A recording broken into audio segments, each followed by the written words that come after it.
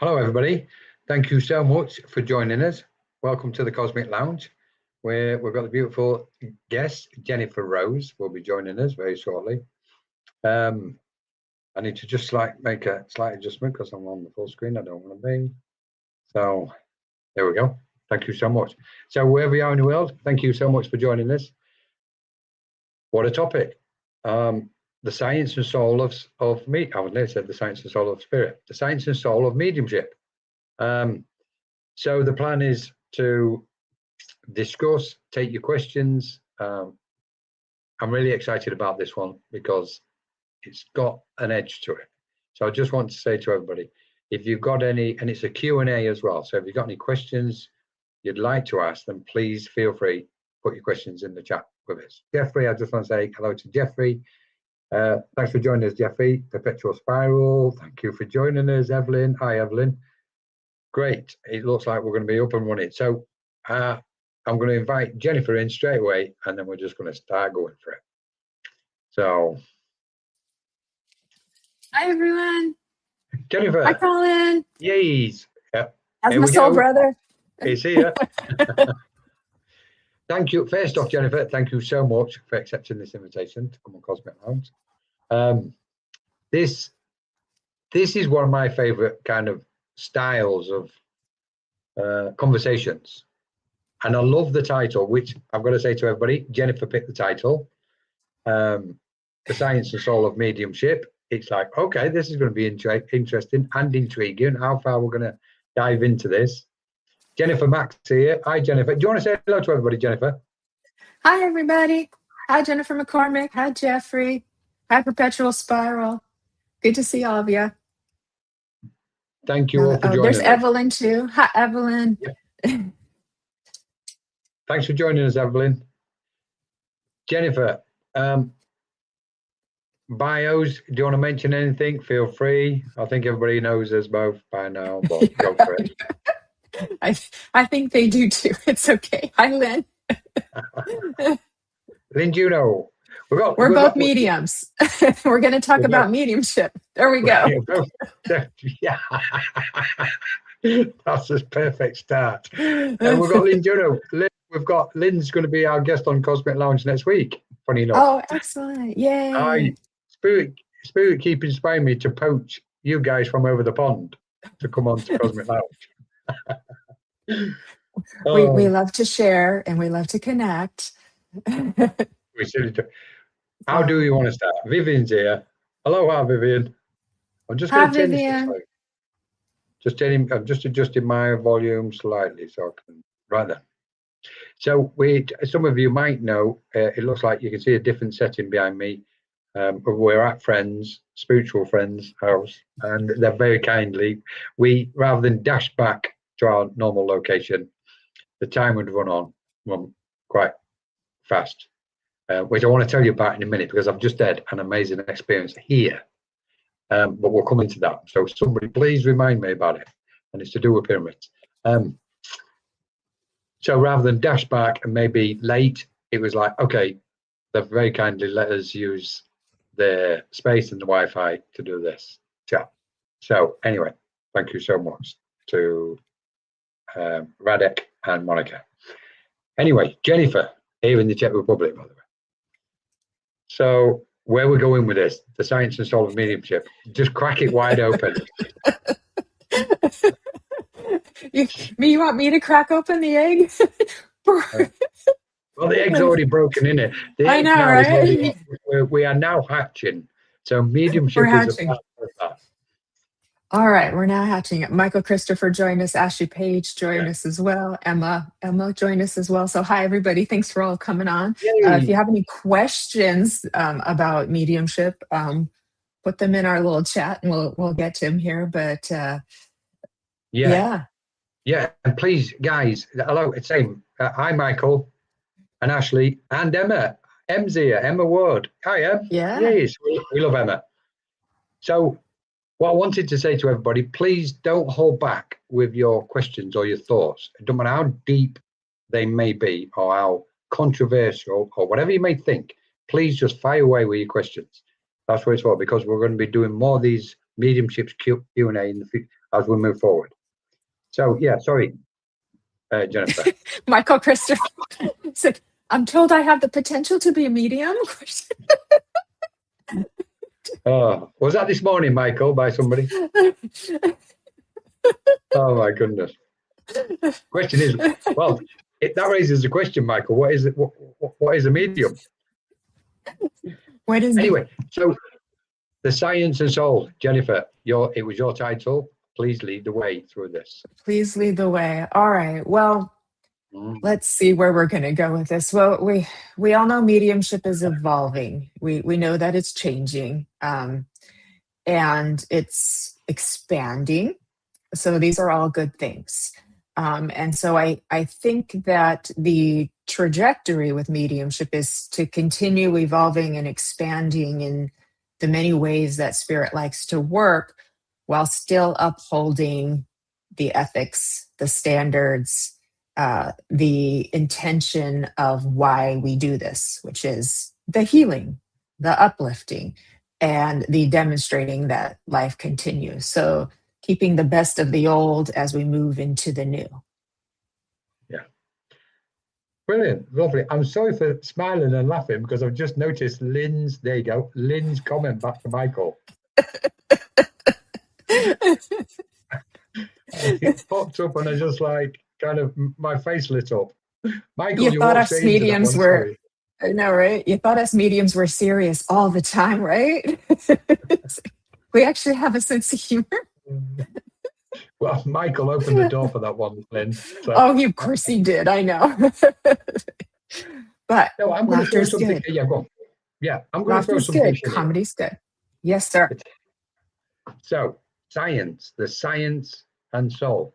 What I find fascinating is the progress which I think has been made in the spiritual space in regards to accepting the scientific side of spiritual matters. Previously, it wasn't. There was always that split and a divide. So people say, no, this is spirit. Science is not a part of spiritual matters. Of course it is. We've always known it, but it was always denied. So now we're at this point where we go, okay, where do we start off with the science? We're in conjunction or connection with spirit. Well, energy. Let's go there first. Let's start off with energy. Yeah. And therefore, as spiritual minds, we know everything is energy. What's energy? It relates to the scientific fraternity very much because it's the basis of it. It's studied and mathematics, etc., calculations. So then we go to the next step, which I find fascinating, is we then have got to bring the wavelengths, frequencies, and vibrations into play, which again it relates to the science side of things, reality, let's say. So what I'm fascinated and what I absolutely love is this joining or union between science and spirit.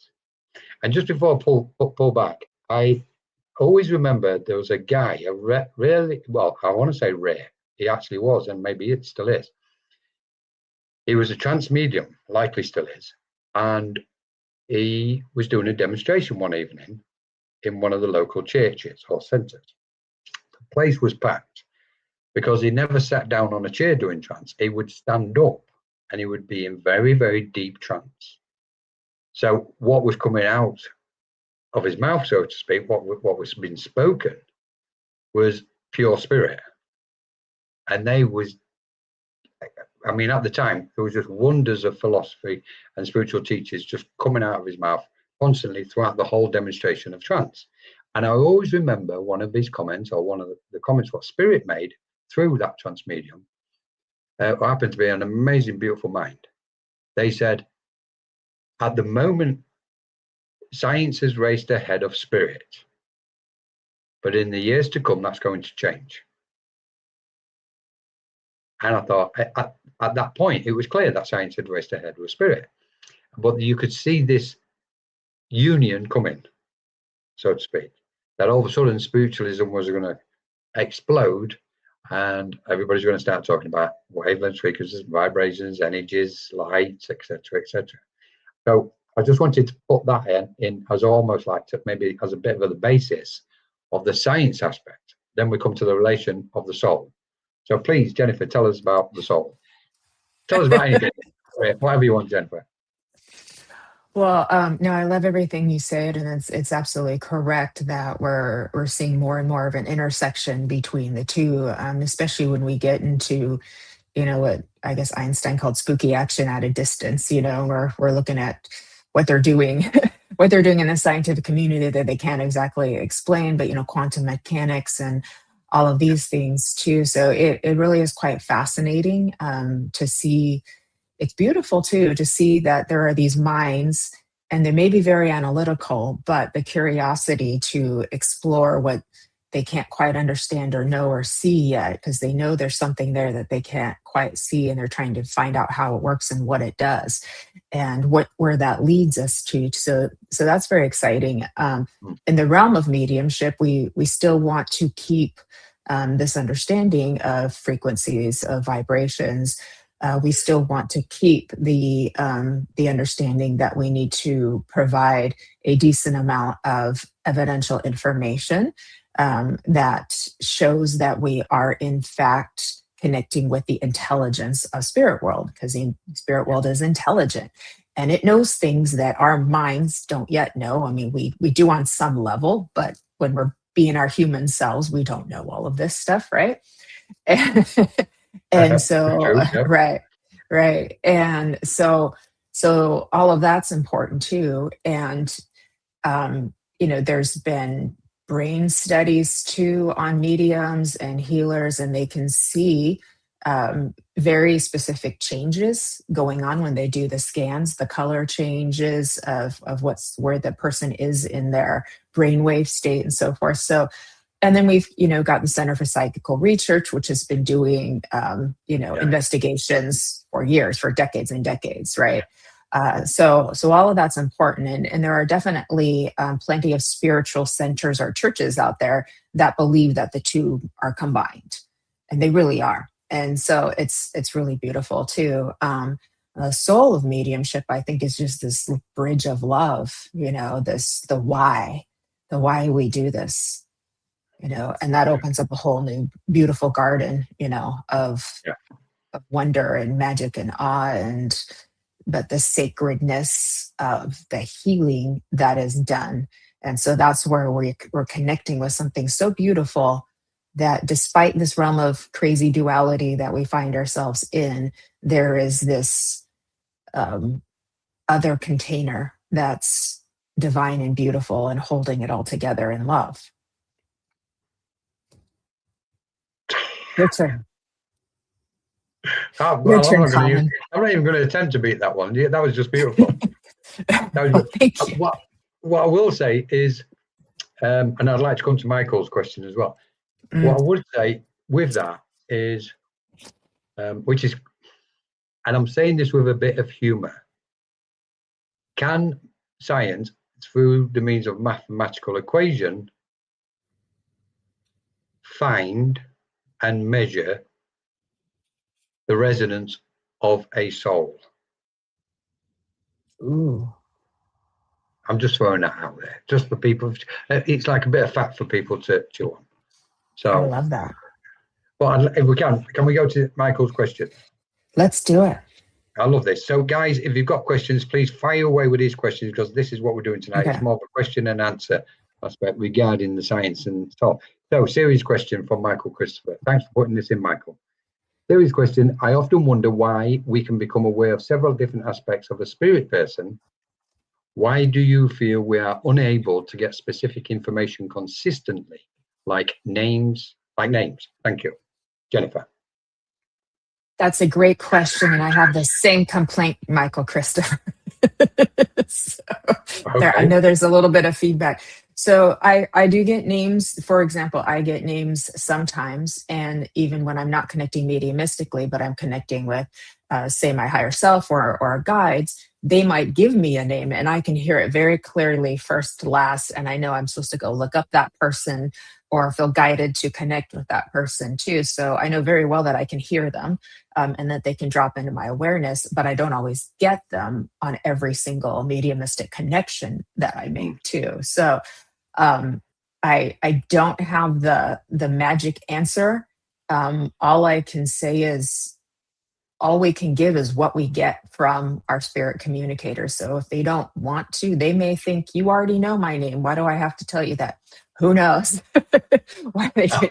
But we really are dependent on them for how they want to share. And they do all speak very differently. Some share a lot of memories, some share a lot of personality, and some go into for deeper reasons, like maybe an apology, or they're trying to be helpful for the person who's receiving the message and things like that. So there's a lot of different reasons why they're here and what they want to do. That said, it never hurts to ask. Set an intention before you go into your message and say, let me have some really specific bits, please. Ask nicely, but also ask because you can do it as well too. And it does help. I do find when I set an intention and make a request, most often it's answered in some way. So I hope that's helpful, Michael Christopher. What do you think, Colin? Oh, I love the question, Michael. I love this question. And I think for several reasons, I love this question. One of which is, I think a lot of people face this same stage or frequency in their development.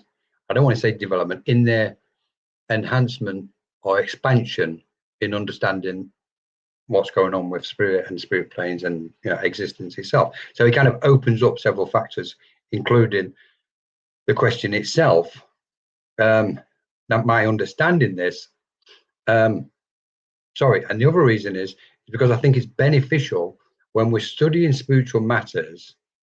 The first thing to understand is we're trying to understand it with our human mind, but we've got to go in to try and find the clarity, and clarity is going to be the key word in the answer here, to find the clarity to understand spiritual matters. So we've got this situation on the planet at the moment where spiritualism globally across the world is at a specific stage of understanding. So the mind is trying to understand what's going on and the hows and whys and reasons, etc.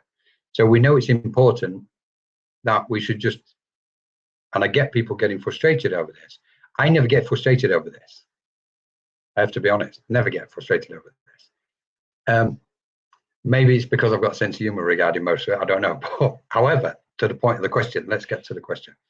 My understanding, Michael, is it's to do with frequencies, the wave of frequency we can attune to, and our clear mind, and nothing else. If we've got a clear mind, and I know we can say, well, I've got a clear mind, do you think I haven't? He's like, well, the clarity is limited in all of us. So what we're trying to do is get to an expansive state of consciousness, which has got an exceptional amount of clarity. Okay. And if we've got if the mind has got an exceptional amount of clarity, what takes place then is it will ride the wave, or different waves, but it will ride frequencies or waves which send the mind towards the spirit planes. And from that, we're tuning to a finer frequency of the spirit planes from our own awareness. So in a nutshell, what we can do is, it's not just about opening our mind up and clearing our mind and making a little bit of space somewhere, in the periphery of our awareness. It's not about that. I'm talking about clear mind, nothing in it. Ascension to the spirit planes, and spirit will step in, and then we can receive everything we're going to give us, including names, numbers, etc., etc. So what's happening on the planet at the minute, everybody's trying to attain clarity, because then the information we wish to convey will take place. The final bit on this is very interesting. We know we're existing on wavelengths of energy, and we know there's a cosmic shift regardless. Well, not regardless, but we know that. So as each wave comes in from the cosmos, it sweeps through our auric field. Imagine like the tide or a wave coming in on the Pacific coast of America, the East Coast, wherever you are. A wave is coming into shore, and it sweeps through our auric field. And there's a moment, if we catch it, we can ride the peak. And once we ride the peak, what we're doing, our mind's ascending, and we're going into a state of clarity. It's like a spiral going up and out. And in that clear space is where we often find our messages are very fast and sharp and clear. Once that wave passes through us, our mind then descends into the lower. You've got the peak of the wave, and then you've got your dip. And in that dip, our mind contracts. And we're still trying to do mediumship when the mind is contracting. And when the mind's contracted, we say, why is my mediumship not as clear as what it was last week or yesterday or a month ago? And it's as simple as that. We've closed our energies back down. So once we realize and recognize and work with and understand how these cosmic waves are working, we can find the ability to somehow go onto that middle space of a wave. And when the peak comes, we can ride and get to the peak. And when there's a dip, we can maintain our own energies and still keep a degree of clarity in our messages. That is a simple answer. We're allowing, when we can't get the clarity of a message, it's because we've allowed our mind to dip into the trough between two peaks. That's all, nothing else. And that's when we're talking about riding the waves, that's what's taking place. So what I've always done personally is I've somehow tried to maintain that whatever happens, I keep to the middle ground. And that's where I've never really had any difficulty with that's helped me with my mediumship, because I've never really had the difficulty what so many people have, because I've trained my mind to ride the waves in such a way. And we can all do this. This is who we are, if that makes sense. Easy. Yeah. Just do it. Yes. Staying with the power. That's the trick, is like staying with the power, with the wave, whatever you want to call it, is staying with the power. I do feel also that if we continue just working on our own self-development, clearing our old layers, all that, letting go, all that stuff that we do, it really does help your mediumship. So if you stick with that on a regular basis, it's either spirit world's kind of rewarding you and say, okay, well, we'll give you another bit of, development or another bit of connection, or it's just you've gotten your frequency clear enough, like Colin is saying, within your channel, to be able to receive more detailed information as well too. So that's also a big part of it, because I do find over time my mediumship continues to improve. I continue to get better evidence, and so part of it's experience, part of it's practice and continual working at it, and then there's also all of the work I do on myself to be a nice clear channel for spirit as well too. So that's definitely something worth adding that bit in. Yeah. Hi, Ava. Yeah, I'm so pleased. Yeah, please say hello, because we've been joined by others as well now. So, yeah. Brenda, Michael's hi everybody. in, Thank you so much. Sue. Yeah, good to see y'all. Hi, Michael's in. Hi, Sue. Thank you so much for joining us. Yeah. Brilliant to have you with us. Please just keep questions coming in, because I think that was a perfect follow-on, Jennifer, because it's the parallel lines, isn't it, on the train track. We've got to do the inner work. We've got to work on ourselves.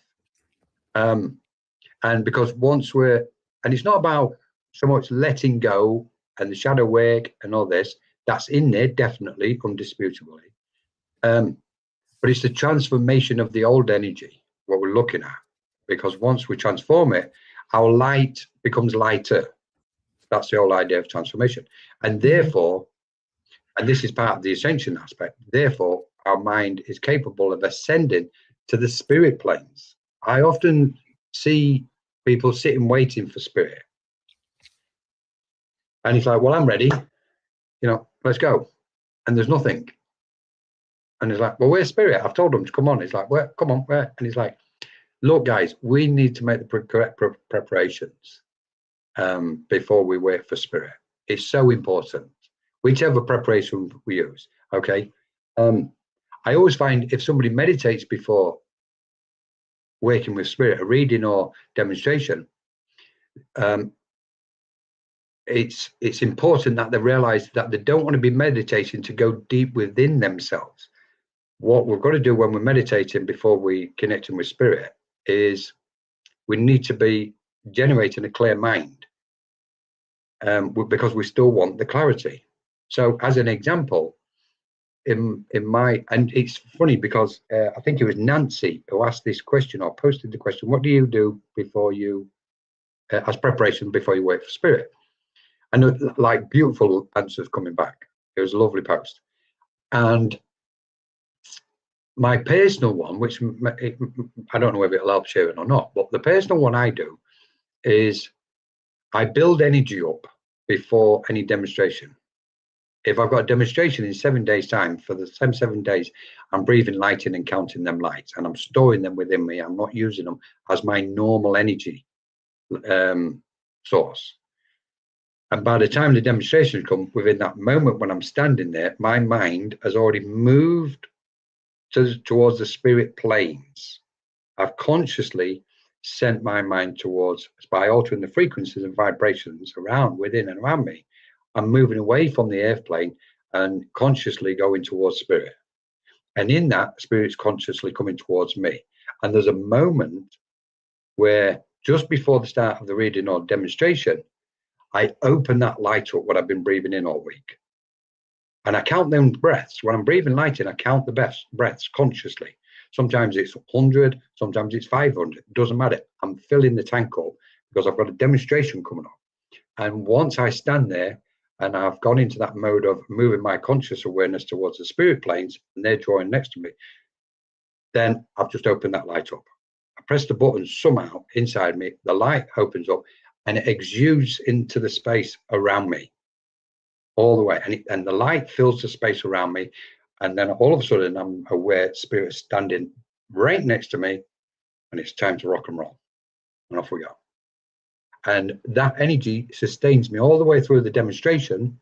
I finish the demonstration, start drawing my energies back in, and I've still got my normal energy levels. I've never been drained when I've worked with spirit because of that one system which I use. So I know a lot of people get drained afterwards. And guys, honestly, sometimes it's because you haven't topped your tanks up. And so therefore, what happens with mediumship, it's a new discipline to the mind. We've come out from the 3D way of thinking, and it's this is a totally different mindset. So we've got to apply different methods when we're looking at mediumship and how it functions and works in so many different areas.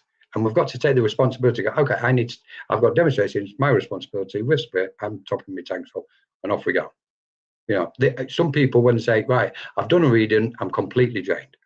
Well, that is one of two reasons. It's either the medium or psychic has been dragging the energy from that recipient who they're doing the reading for, which they shouldn't be doing at all, obviously, because we're supposed to be doing the opposite. We're supposed to be helping them, you know. Or we haven't topped our tanks up. Jennifer.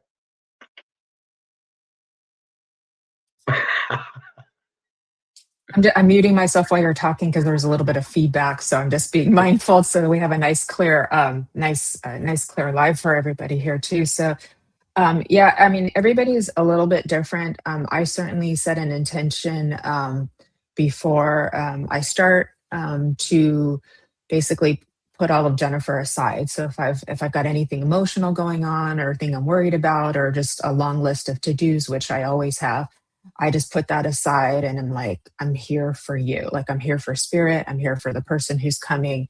That helps a lot. So, and it's a way of expressing my love and devotion. That's very much the way you speak is, very much sitting in the power, expanding your light, filling the room with love, filling the room with healing. Taking care of your body is really, really important too. So if you're able to physically move, eat nutritious foods, because that's ATP. Now we're going into the science of mediumship. You need ATP. Mitochondria make ATP in your cells. That helps give you energy, which also helps with your mental clarity and focus. So you don't get like the brain fog. And then spirit world isn't having to try to feed you a bunch of power while you're working because you don't have enough of your own in your body too. So yeah, that's quite helpful as well too. And so everybody's a little different. Sometimes if I have time, I like to listen to Waitlist by Marconi Union. It's like the first one is 8 minutes long, but my brain is so entrained to just kind of lose all thought almost, or have very little thought left, that sometimes that's just enough to give me a little reset. But then of course it's, I get kind of in a more of a trance state when I listen to that too. So then once you're on, then it's, kind of getting the quickening, we need to like really raise that frequency kind of nice and high too. Yeah. So then you might want to even listen to a really uplifting fast dance song or something like that, if music helps your mind to create an atmosphere or a space within your body too. So, yeah. But whatever you're doing, Colin, it works. He was on my Sunday service, I don't know, 2 months ago or something. He was just on fire. I was like, it was brilliant to watch. I do. It's funny because you've raised so many aspects, important aspects, Jennifer, and yeah. You touched on the last one. Was, for me, it relates to raising our vibrations. Mm-hmm. Literally, which means, okay, what we're looking at when what are we saying when we say raise our vibrations? So we're taking our mind away from the physical. We're sending away or expanding and moving our awareness, our consciousness, to such a degree that we are distant from the proceedings, and yet we're not in trance. So trance follows at later stages with mediumship, because they're all interlinked. There's a line what we can put together with them all. But with mediumship specifically, and if this helps anybody, when I'm personally standing there in front of a screen or in person doing a demonstration, I'm no longer looking at human forms. I am looking at forms of light. And so what in that concept, what happens is I'm losing the attachment to any density of the physical plane. And I think this is another area where people may be struggling.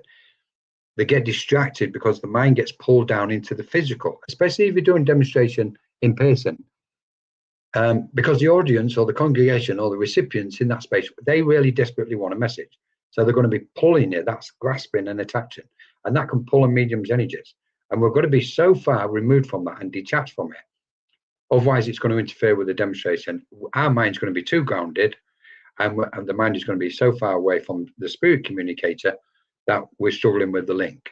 So I maintain one rule, which is I put my mind with spirit, and it doesn't come back until that demonstration or reading is finished.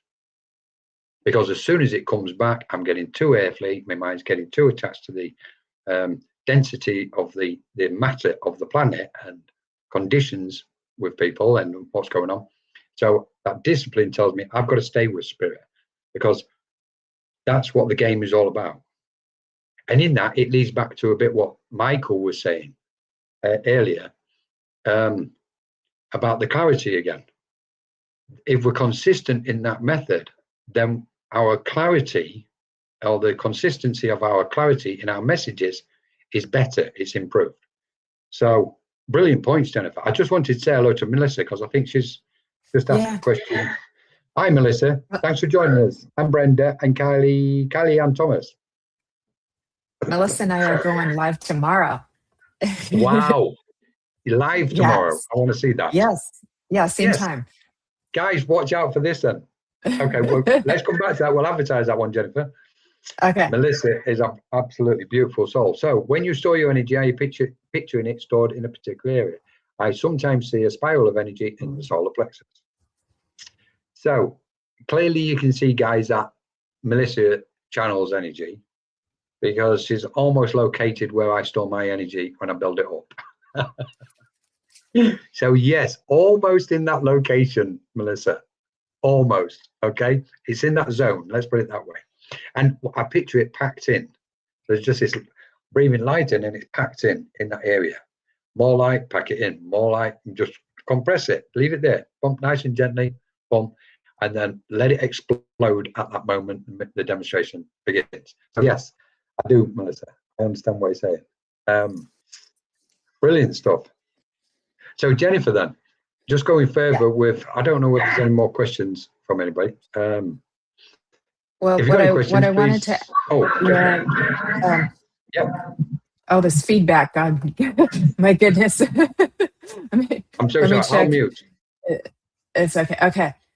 What I was just going to say too is like, just adding on to what you said too, is one of the reasons why, if I'm giving instructions to an audience during a demonstration to send love to the medium, to send love to spirit world, because it helps to expand the energy too. And I explained to the, to the audience, we're human, we're vulnerable, and it's like standing on stage, but you don't have any notes, you don't know what you're going to talk about, because everybody can understand public speaking is a scary thing too. So I can get them into the space of, instead of the polling or instead of the skepticism, of let's just be in a space of love together too.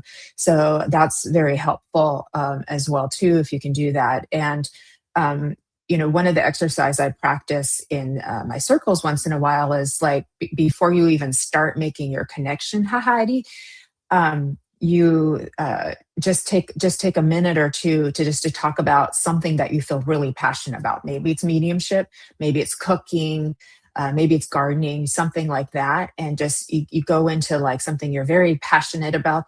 And because you get so excited, your heart opens up. It's so easy for spirit world to come in and ride that wave and start communicating through you. Exactly. So that's a really good thing to think about too. So getting your in the space of love, in the space of wonder, in the space of passion, because that's a nice high frequency to do too. So that's a really good thing to try. And just remember that it's not all up to you and it's not all about you either. And so continue to build your confidence and your trust in spirit world, but remember to hand it over to them too, so that they're able to use you as this loving vessel, as this channel too. So, because when you take your nerves out of it and your desire to do it perfectly out of it, you can always go in and re-examine it later.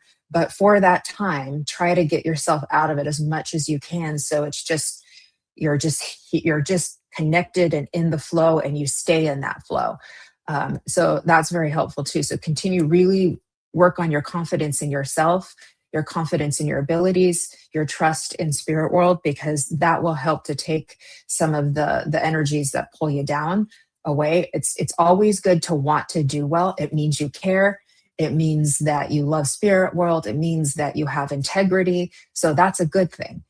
It's just not so much that it pulls you out of your sort of high expanded state that we want you to be in for too. So I thought of that when you were speaking, and I was like, we should talk about that too. So there you go. Your turn, Colin.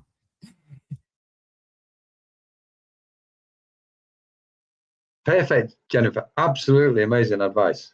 I love it. I think base rule is don't beat yourself up in it. Whatever you do, don't beat yourself up. Please, whatever you do, and don't criticize yourself. It's no big deal. It's like, don't criticize. Oh, I got this one. Making improvements is different. But exactly I agree with everything you've just said, Jennifer. You're confident. Confidence comes with experience. So just keep doing it. And practice makes perfect. I wanted to raise something else here. And anyway, just before I do that, because I noticed we've got Jeffrey. Hi, Jeffrey. Thanks for joining us. And Robert. Thanks for joining us, Robert. And Melissa is laugh out loud, your secret's out. Melissa thinks she's funny, but she's not. So that's my response to that. She might be a little funny, Colin. So, well, she's American. All Americans are funny, aren't they? They always make us Brits laugh. So I wanted to throw this in. So Spirit are just packing away tonight, aren't they? I wanted to put this in or out there, which is quantity and quality, whichever way we perceive it, or quality and quantity. Because a lot of people, I'm pleased to see that comment I've just seen there as well. A lot of people think it's got to be quality, that all the messages have got to be quality. Well, what do we mean? What do we mean when we say quality? Is it accurate? Is it completely accurate all the time? Is it precise? What is it? Is it what we want to convey and how we decide quality should be? Or is it what spirit wishes? We know the answer to that. so therefore we let spirit lead. Now then, where the quantity is concerned, because often people think there could be not much quality if there's not enough quantity. If I've said that right, something. But I want to clarify it. Quality over quantity always. Well, this is what I'm saying, Heidi. This is a really good point because it's in the space. They're both equal. Quantity also contains quality, and yet people don't always recognize that. So, as an example, I've always worked very fast, always, and just some of the what people would call quality. I wouldn't call it quality.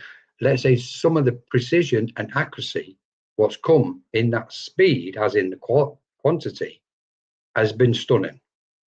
So I think what we've got to do, what I'm trying to say, and what Spirit's trying to kind of get across is, go with the one which is comfortable for you. Some mediums work faster than other mediums. Some people think, okay, I've got to give the quality. It's all about quality, but kind of don't get tense with it.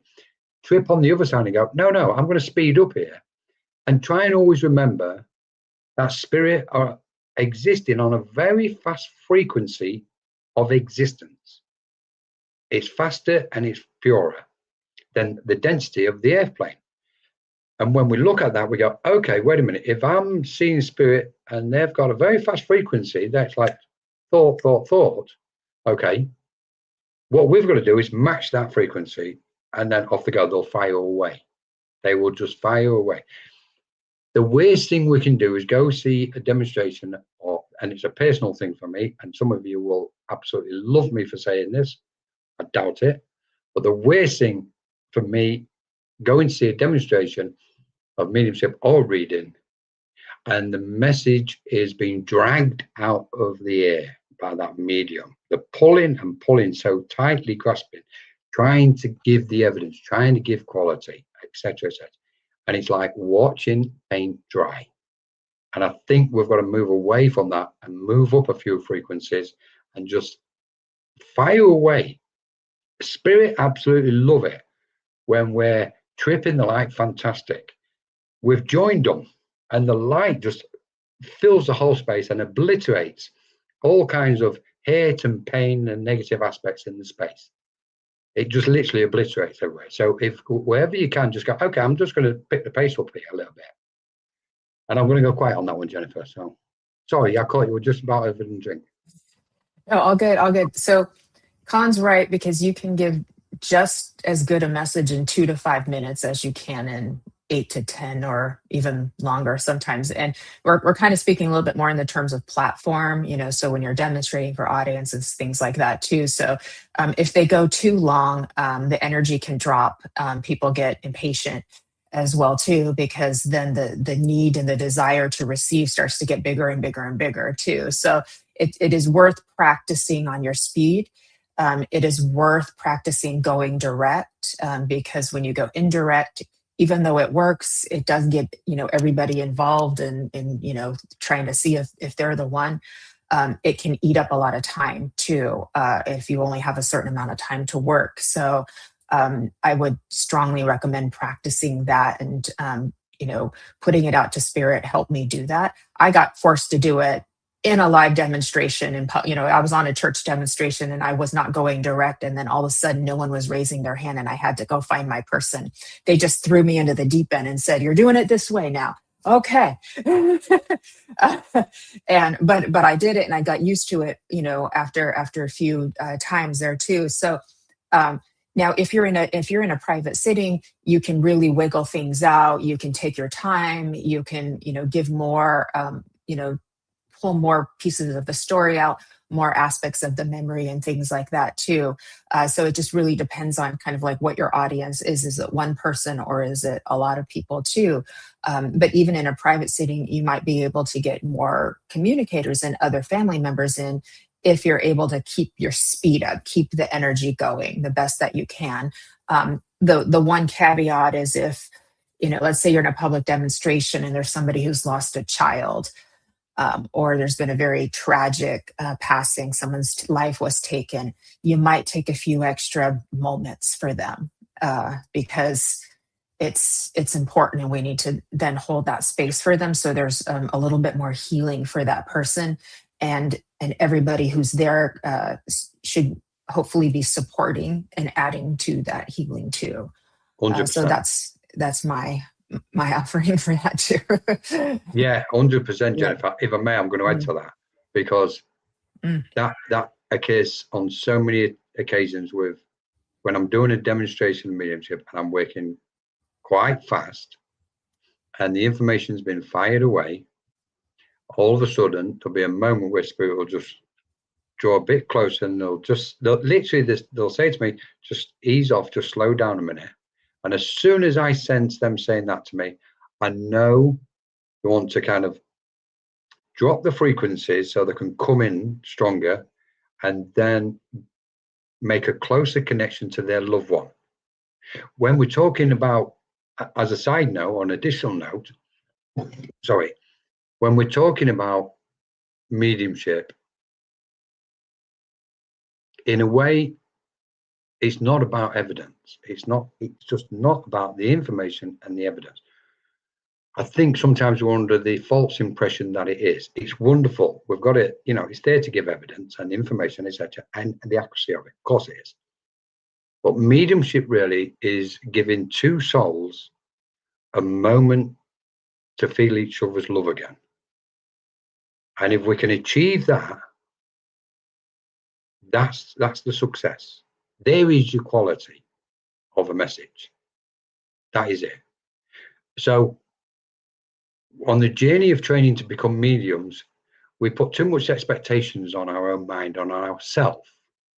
And we don't need external critics saying we've got it wrong and we can do this and do that. We can do that, all by ourselves, which we do. We all do it. But the essence of the message is the light between two souls coming together. That opportunity, once again, one is on the earth plane and one is on the spirit plane. How wonderful and beautiful is that? The rest is secondary, complete secondary, because that when them two come together again, that divine spark occurs in the space where it takes place. And the whole room and everybody in that space is profoundly touched and healed simultaneously.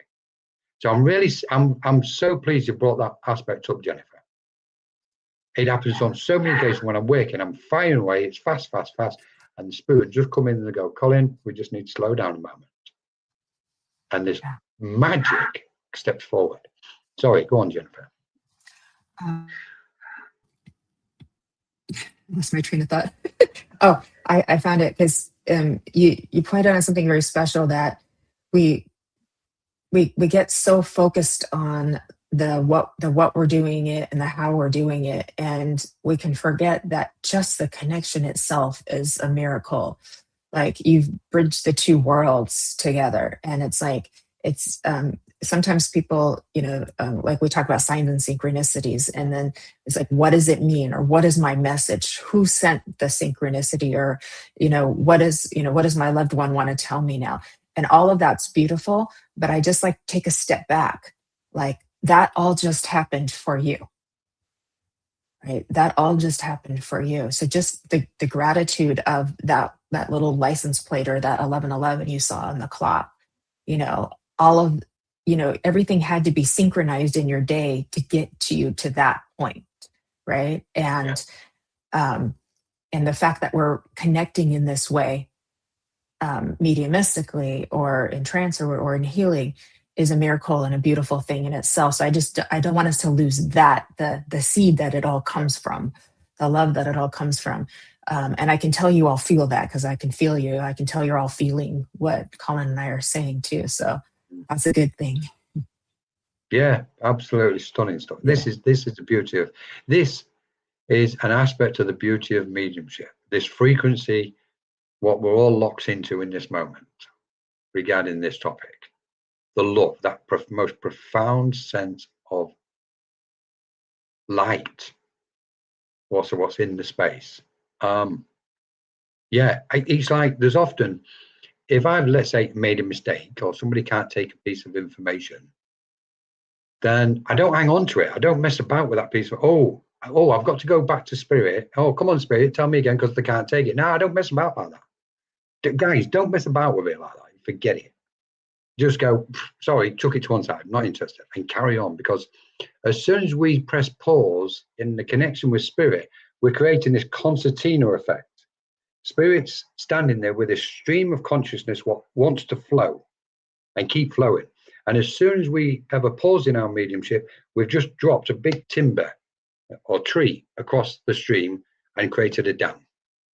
And because we're trying to find out one piece of information, and it's probably a ridiculous piece of information anyway, and the recipient will forget it within 5 minutes, never mind 2 days and next week. 5 minutes, they won't even remember what you've said. So it's not worth going back and finding out why.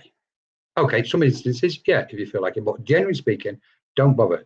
I always have a rule where it's like, if somebody says no to a piece of information, it's like, it's okay, put it to one side, because I'm not going to allow the concertina effect with spirit behind me, what's taking place in the space around me. My job is at all times to maintain the flow of that stream of consciousness, what spirit's got. Thought after thought after thought after thought, just let it go, let it go. As soon as we step into it, we're blocking it and we're holding it all up. And the energy is funny, because I'd like to come to two things here in reverse, because I know Sue's asked, but part of this question is what Lynn, Lynn, I think it's Lynn has just mentioned, which is, if we can see it, I'm going to look for it because it's here. There, in platform way. If the audience gets bored, does it pull down the medium's energy? Now, this is really part of this, what we're saying at the moment, Lynn. And this is a really good point, what you've raised here, Lynn. Very important. So if we're allowing the stream of consciousness to flow through us from spirit, it's making that connection. It's doing what it's needed to be, what's necessary to be done. Okay. The moment we pause or slow down, the energy in the space drops. If the energy in the space changes. And if we take too much time thinking and analyzing what we should, and especially trying to interpret messages, don't interpret a message until spirit asks you to. Other than that, forget it. When we're taking too much time in between the message or during the message, yes, the energy drops. And if the energy drops too far, an untrained medium, their energies will drop with it. So it's up to the medium. One of the responsibilities of a medium, especially in a public demonstration, is to manage the energies in the space. Like Jennifer was making reference to earlier, by whatever means we do it, manage the energies in the space, which means keeping them to a higher vibration or frequency. As soon as we start slowing a voice down and, well, can you take this? And it takes 20 minutes to like stretching a piece of elastic. Can you find it? Take your time, look for it, blah, blah, blah. And everybody's getting bored and blah, blah. And the medium then is their auric field, the energy in their auric field drops. The frequency is coming down and it gets dragged down. They've got to go into an emergency action at that moment. They've got to somehow get their mind back to spirit, raise those energies and give accurate proof. Because if they don't, the energies will drop even further and the audience will get even more bored. So it's like spinning plates with mediumship, to be honest, when you do it in that way. Jennifer, you let me loose. Don't let me loose like that no more. Come on. It is a lot of work, because you are managing a lot of energy. You're holding a lot of space for people, and you're also having to go back and forth. Spirit world connects, spirit world connects, spirit world connects. So it takes a lot of practice, and so that's why it's take care of yourself. Keep practicing. Keep working with it. Keep moving forward. You're right. Don't beat yourself up if something didn't go well. Chances are they're going to remember some of the evidence they said no to tomorrow or the next week, or when they talk to grandma. So that happens a lot. So you never know, but just keep moving forward. But it does take practice. It does take skill. But don't let that sway you from not doing it. Just keep doing it. Keep going it. But that does happen. The power just kind of drops and it gets kind of heavy. And you need to keep the momentum. So there's kind of a momentum that we want to keep riding that wave, and that makes it very helpful too. So, but it will get easier over time. And you're right. If they're not taking a piece of evidence, if you're good at being able to, ask a different question really quickly to ask, okay, because maybe you have two meanings for something in your symbol and you think it's the first one and they say no, you can quickly go to your second meaning and check in with them. But yeah, you don't want to keep like, what do you call it, beating it down, trying to make it fit, like, and it's just do the best you can, because then the problem is with mediumship is we don't realize how much time we're actually taking, because and it's not the problem with mediumship, it's just the challenge of this is because we're in that space, we're losing concept of time. So we think we've been talking for 5 minutes, but it's actually been 15.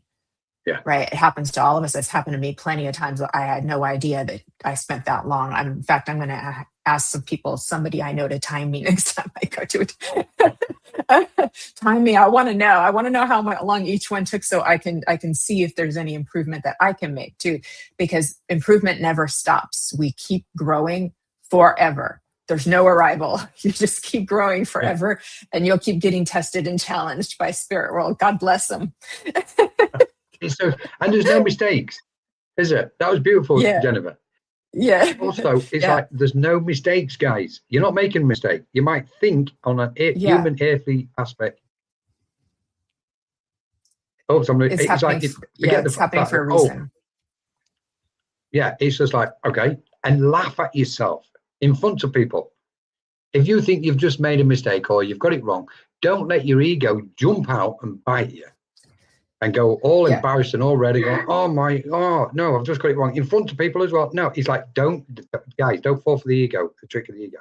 Laugh at yourself and go, well, that wasn't very clever of me, was it?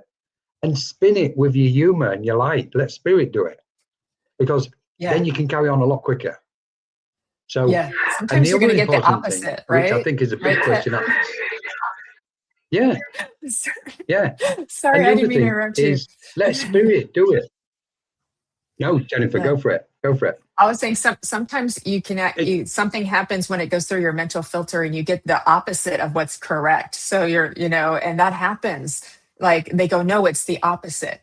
He wasn't large, he was tiny, like and so sometimes it happens and you go, oops, sorry, and I'll be very matter of fact. I just go, we don't get everything perfectly. So let me move on to the next one. Let me see what else spirit has for us. I just say that very openly, honestly. We don't get everything perfectly. It's, we're human, and be happy, grateful for all the things that did go right too. I saw a question from Sue, which was very interesting too. I'm so pleased. I wanted to come back to this. Thank you, Sue, for this. Jennifer, over to you then. A lot of my students that I've worked with, I would call them channeling mediums. They work very differently. It's their style. And I keep trying to encourage it and support it. I don't want to change them. That said, they can learn to work in the more traditional way if they want to. But this is a way of working. I just see the most beautiful messages come out, and it's like they're just channeling this beautiful story. And the evidence is interwoven into the story, and it's not their traditional way. He's showing me this. He's telling me this. I see this. It's not that. It's just coming out in a beautiful way.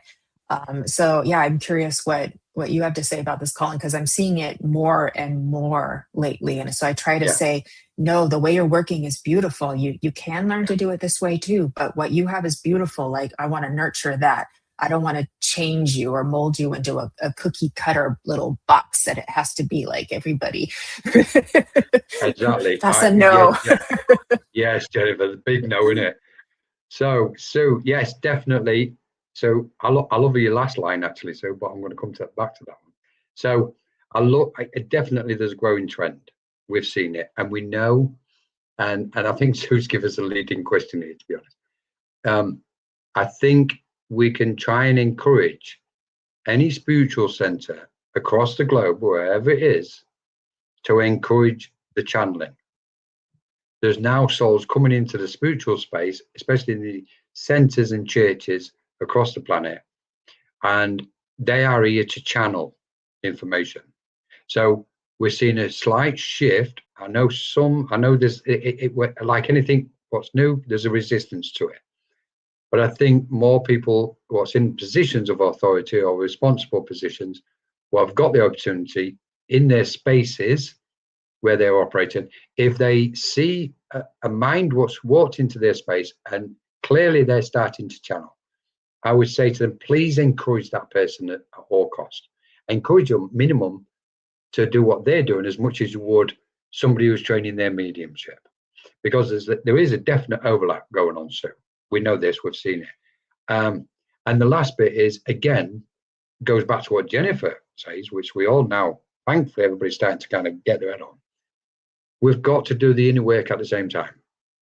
And so it's almost like we're training our own mind. We're looking through our own self-analysis at ourselves and dissolving and transforming the old energies and the deeply ingrained and embedded conditions which has been, placed around or within us, transforming all that energy into a clarity, because that's what we're after, the clear space at the minute. And then mediumship, channeling, trance, healing, everything is just vastly improved. So definitely what we're looking at is a shift. I don't think mediumship is changing. It's not that. I think what we're looking at is beyond mediumship now. What's beyond mediumship? And clearly it's what you're saying. So people are starting to channel spirit of different sorts and different ways. So brilliant. I think that was brilliant comments to what you've just brought up. So, okay, we've got a few minutes left. Me too. Oh, Nancy, I'm driving a little bit. Hi, Nancy. Only see you, Nancy. Hi, Nancy. We love you. Arnie's bringing up something interesting. You're so welcome, Kim. I love you. Is the negative messaging, and this is tied in. So, like, one of Colin's things is watching paint dry, and one of my things is this negative messaging that can come through.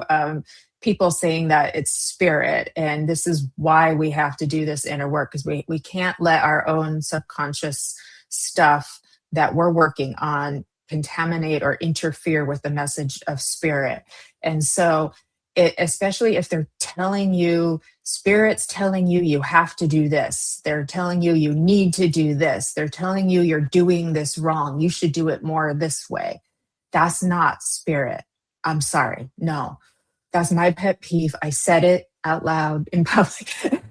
Oh, Jennifer. But this is ethics. This is ethics. It's important. That disempowers people. It makes them feel bad. It embarrasses them in front of 30, 40 odd people, especially if you're in a public demonstration. Why would we want to do that? We never are going to say anything that's going to scare them or make them feel worse about themselves or think that their loved one is in some kind of bad place or anything like that. Like we just don't do that. So thank you. You can tell I get really emotional. Well, this is a time, Jennifer, 100% agree. This is a time to speak this truth. It really is. With respect, when we say we work with the spirit world and we're a medium, then let's let spirit come in and do what they need to do. And we play our role. Our role is magical when we play it in at that frequency. We then become the observer, and the respect and the morality is a whole different level. And I totally 100% agree with what you've just said. We're not here, and spirit's not here to tell anybody in any way, shape, or form. What they will do is say, here you are, you're looking at a situation, you're looking at 3 to 5 different angles. Okay, you want our help? We're here. Here, look, we can see 20, 30, 50 angles. Take your pick. But we can't do it for you. And I can't tell you which one to take. They might make a suggestion. Yeah. Sorry, feedback. They might make a suggestion. They might say this could be helpful, but they're not going to tell you you have to do it because they want to empower you. And whatever your belief systems are about spirit world, be discerning, because if you say it to a person who's coming to you for help and you're making them in a space of fear, then you might want to keep that information to yourself. You're allowed to have your belief systems, but if it doesn't help the person and scares them or makes them feel worse or makes them feel worried, then we haven't done our job of healing and uplifting them. Yes, correct. I just wanted to, sorry, Jennifer, I'm looking at the comments with Annie and Kim. Annie's put something up. Anytime someone is Yeah. giving you all negative, ask yourself, what are they connecting to? Because it cannot be good. Now, I'm going to jump in on this one, Annie, because I think you've raised a really valuable point. And it's funny because I wanted to bring this up in this conversation with Jennifer tonight. So the question, if we visualize a spiral of energy, and at the top, going towards the top, it's space, it's light, it's clear. And that's what we may refer to as the light of spirit, where souls go when they've taken the transition and they're existing in that world of spirit where no negative aspects can exist. It can't exist in there because it's light. Light cannot cohabit the same space as light. Darkness or negative energy can't go into that space because it's taken up by light itself. Okay, so it gets transformed before anybody goes into the light. So imagine that we've got this spiral, and then we've got the densities as we're coming down. As we're coming down, we're going into a V shape, and everything contracts and goes inwards. If we visualize existence like that in the different planes, including the air plane and the spirit plane, and we're standing on this, we then, as mediums or channels, etc., should really ask ourselves, what plane of existence am I connecting to? Because if we're connecting to the light of spirit, those souls in the light, what come from the light, will only speak light messages. They will not say anything negative.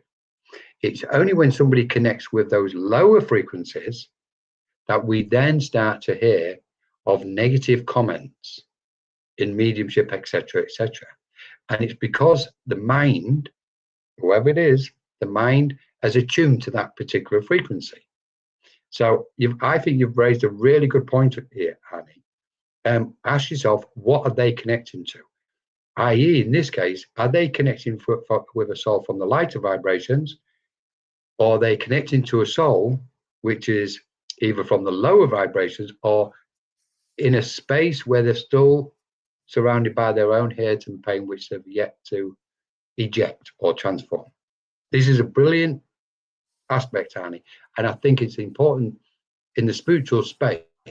Maybe we should have a complete conversation about this one, Jennifer, in the future. Maybe Annie might join us, that we can look at this aspect, because when we're talking about, you've got now, somebody's got me on my soapbox now, Jennifer, you just want to, okay. It's so important. We don't need to give any negative comments whatsoever. We don't. And if we are, we need to ask ourselves, who are we, who and what and where are we attuning our mind to? And it's as easy as that. We have to do it. I always have maintained that, and this is why I've disciplined my mind in such a way that the most natural thing for me is to connect with those higher, lighter, finer, purer frequencies of spirit, because that's where the light is, and that's what comes through as much as it possibly can. If I can get empty enough, then the only thing what's going to be in that space, and you mentioned it and referred to it earlier, Jennifer, the whole space fills up with that beautiful love and light. So good, brilliant point. I don't want to open up any more, but Jennifer, if you've got any points on it, please, off you go. I could approach this through kind of a psychological lens as well too. Is there could be pre-existing beliefs that we come into mediumship with, like religious trauma beliefs that have been ingrained since childhood too, and then those beliefs can create this kind of frequency that we're speaking about. And it doesn't, and so there could be an illusionary aspect to it too, but then we're now kind of in the more subconscious realm that's happening too. If you've got a lot of stuff going on within yourself and a lot of beliefs in your own background that you're not aware of that are negative, then those can filter in, and they come in, and you don't even know where that's come from. And so that's why it's so important to do your self-work as well too. So from from just another lens, another angle of looking at it too, is I would look for pre-existing belief systems that have shaped the way that you connect or believe is okay to word and phrase, I would look for what's going on in your life right now as well too. And I would also look for development too, because even if you've been speaking to spirits your whole lifetime, that doesn't mean you're qualified to work one-on-one or in group sessions. If you don't know how to hold the space for somebody in grief, if you don't know how to make sure that person's received healing at the end, not hurt them further. So I have had people come to me and a less trained person has said some just horrible things to them, and it's no.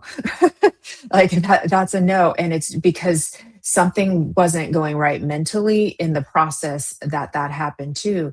I received a good lesson to this. I was in a workshop many years ago with James Von Prague and Lynn Probert. I was taking their workshop. It was a 5-day workshop, and they gave a lesson in this. And Lynn Probert was saying, she's over from England, and she was saying a lady came to her and had been in fear for 2 years that she was going to die because a psychic told her that she was going to die. For 2 years, this woman was in fear, and then came to Lynn for another reading. And what Lynn saw was that there was just going to be a transition in her life, a change in her life, but it was misinterpreted by the person who gave her the message and the damage that did. And so that's why it's so important to just get clear, approach everything with love, approach everything with your light. I don't want to just, dissuade anyone from doing this work because they're like, oh my God, the responsibility. I don't want to let spirit down. We all have that inside of us. I get it. It's worth the journey. It's worth the effort. It's all worth it, because it's, of all the things I do, I'm very diversified in everything I do, but connecting to spirit world is just so beautiful. It's just, there's so much love.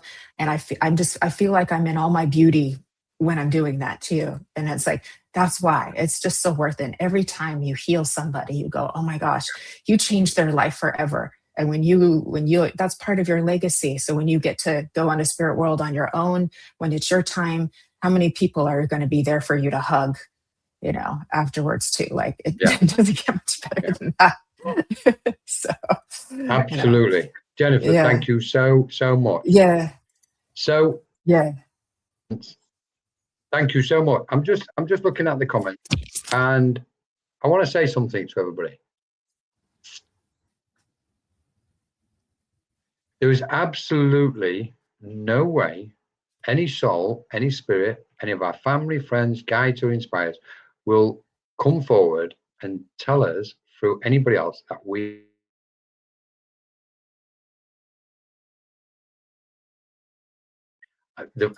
it's not coming from that space. That will never happen.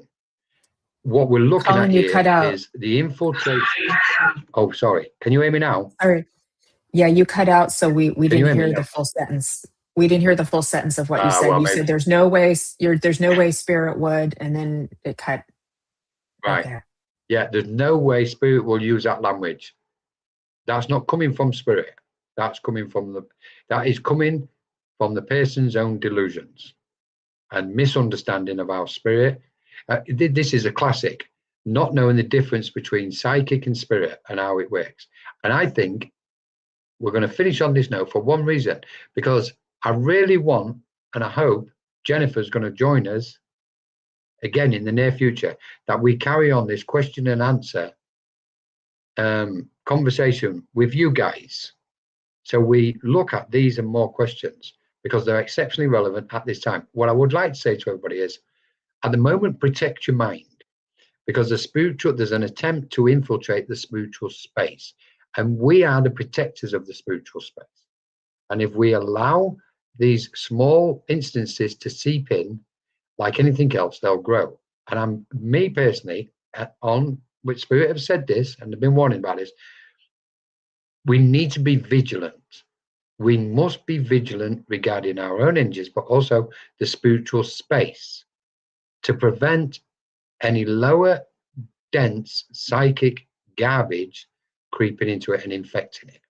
And it's our responsibility. And the only way we can do that is coming together like this and keeping everything in the light and from the light. Amazing, Jennifer. I just had such a feeling about this conversation tonight. Conversation. I would love this to carry on. Unfortunately, I am in. Don't take this wrong. I'm in somebody else's bedroom, what doesn't belong to me. So I'm going to get out of it. They've kind of borrowed me it so kindly, so we can get off. Jennifer, last word over to you.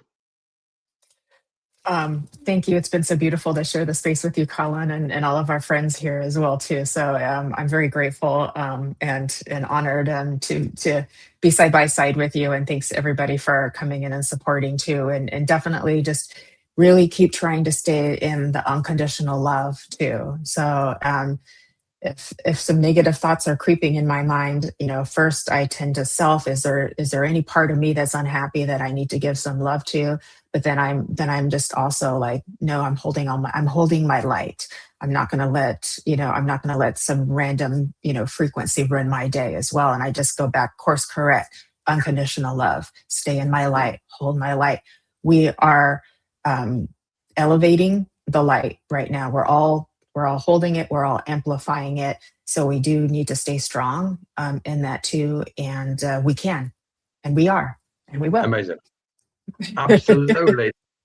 Jennifer, absolutely love you loads. Everybody, thank you so much. Regardless of some of the tones, it's exceptionally humbling to be amongst everybody, you guys in the chat, and in the presence of spirit. Just on a kind of little bit, if anybody is interested in mediumship and developing it, we on our side, MCG, we've got a new mediumship for beginners, intermediate stages starting beginning of June. If you want to chuck MCG, have a look at that. We've got Spiral of a workshop on Spiral of Truth or Spiral of Reality, and we've also got a letting go process short workshop, which is coming up in the next, I think, 3 to 4 weeks. And it's not just about letting go, it's about transforming everything.